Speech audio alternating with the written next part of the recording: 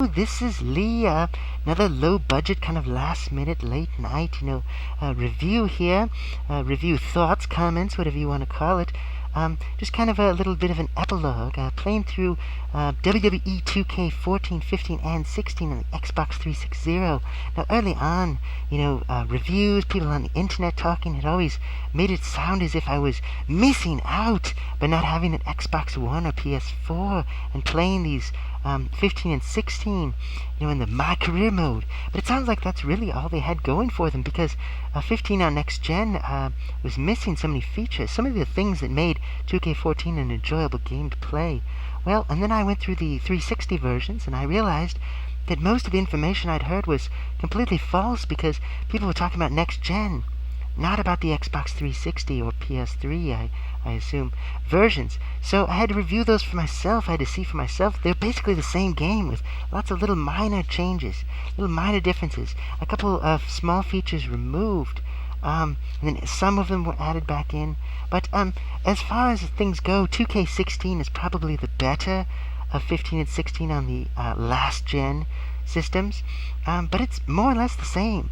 And it's more or less the same as 14 was, just little small things here and there. So it's a shame to pay a full price for them, and you'll pay twice as much for 16 as for 15, and you'll get, a year more online support, but there you go. What I enjoyed most, I think, about 2K14, looking back, was that here was a wrestling video game, and it had, the star power of the WWE, so they could license out all these wrestlers, all these likenesses, the real music, the real, likeness of these characters. And if it didn't include the character, at the very least, it gave you the ability to easily create these characters in the creation suite, as they say. And you could create, arenas that were not exact, but very close to most of the wrestling federations out there. You could just let your imagination run wild with a lot of these creations. I wish you could do more, but I'd never seen a 3D wrestling game, that allowed this amount of customization. Really, the closest thing I can think of is Fire Pro Wrestling. Not on the Xbox 360, but back on the Dreamcast and the PlayStation 2. That was a lot of customization that was allowed in those games, a lot of creativity, a lot of, just a wonderful community. I see a lot of that in 2K14. Of course, you can also do, you used to be able to do most of that stuff online. And of course, in the series, I've heard about previous games you could do more, like you could defend titles online. You had, the Buried Alive match. You had better versions of the backstage brawls in your parking lot and barroom brawls, things like that. But I never really got a chance to play those games online. I played SmackDown vs. Raw 2006 on the PlayStation 2, and then I went right into 2K14 on the Xbox 360, and I played it for, almost a year, so it's the last year of its release. I really enjoyed the level of customization, of course, and the level of skill that it required, because in the past, even with the SmackDown series, a lot of the combat was really based on button mashing, not a lot of skill involved, whereas 2K's 14 and of course 15 and 16 much more based on timing, and of course timing your move exactly, to reverse a move or knowing when to hit a move, really was affected a lot by online lag. But even with the sort of low budget internet setups I've had in the past, for the most part, very playable. Sometimes, you get people from other countries or whatever, and it was kind of hit and miss. Sometimes you couldn't kick out of moves, but generally, very enjoyable experience. Of course, there was a downside to it. There's a lot of online cheating, a lot of hacked moves that would ruin matches. And of course, sometimes you could get around this by, all the legit players ganging up on the cheater. Of course, if you left the game early, they get the points and you don't, so it actually punishes you, the legit player who didn't want to play with the cheater. But that's how it goes.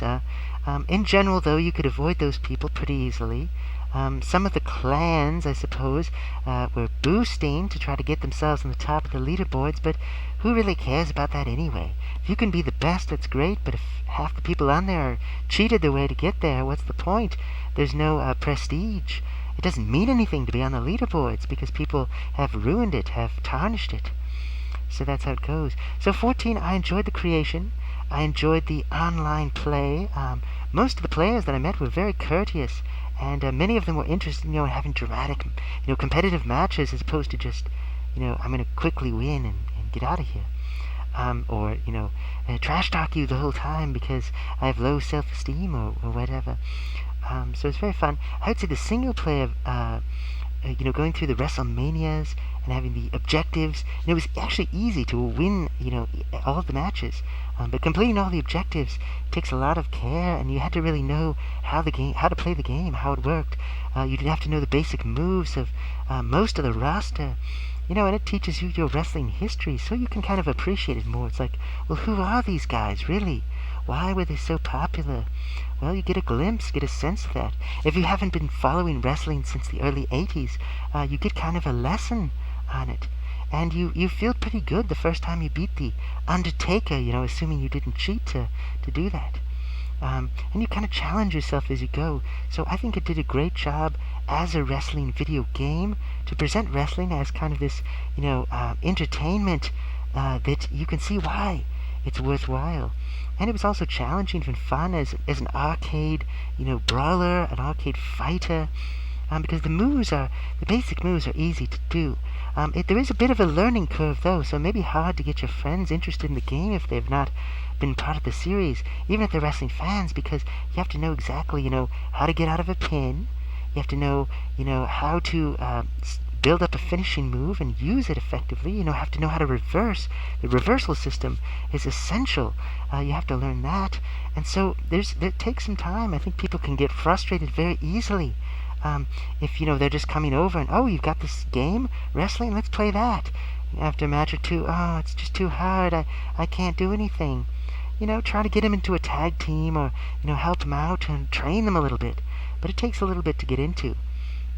I wish there was a better, tutorial system, perhaps, to teach you. And maybe that's what my career did in the next-gen versions. I don't know. I didn't really play it. I just watched some videos about it and thought, that looks really boring, really tedious. Having to grind your way through all these boring matches to get, anywhere fun, anywhere exciting and good. Because I want to be the star. If I'm playing this game, I want to be Hulk Hogan. I want to be the Ultimate Warrior. I want to be the Undertaker. I want to be John Cena, whoever. I want to be one of these, superstars. I don't want to be unknown, guy who has to start out, carrying people's bags and, setting up the ring before the match. That's, it's interesting, I guess, as like a role-playing game, but it's not an action game. It's not an exciting wrestling game. It's like playing a sports game. Would you want to be, someone who's just learning how to play baseball? Or do you want to be, one of the top stars in the World Series? You want to go right to the action. So I think that's really where it's at, as far as that goes. So I was not really too jealous of the next generation owners of these games. Sure, the graphics look a little better. Of course, the characters look kind of like these kind of scary, waxy, mannequins. Whereas they look a little more cartoonish, a little more, comic book-esque in the game. Good enough, close enough to the real thing. But not enough to fool you into thinking you're actually watching the TV show.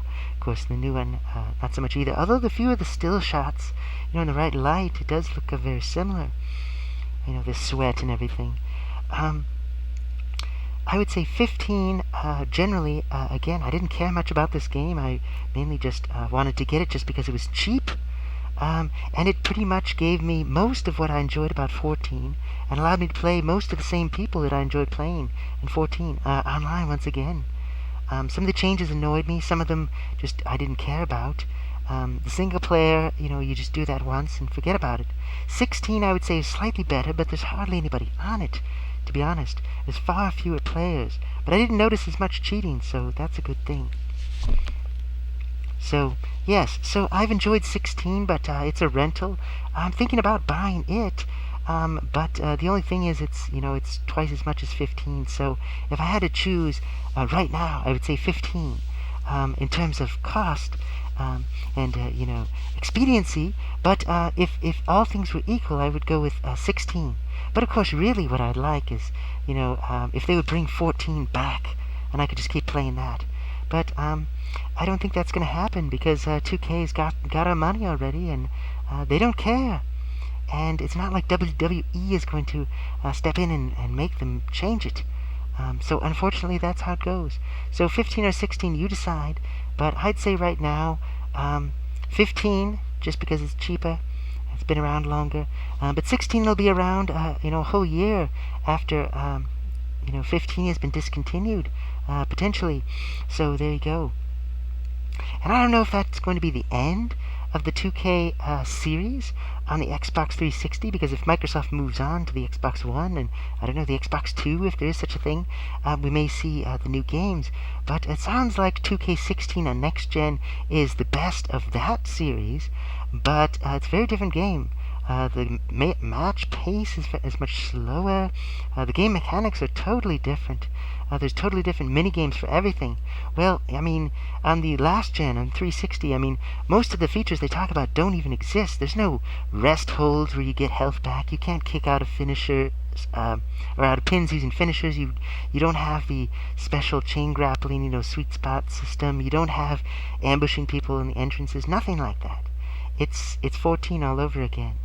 So, anyway, so that's it. So, thanks for watching.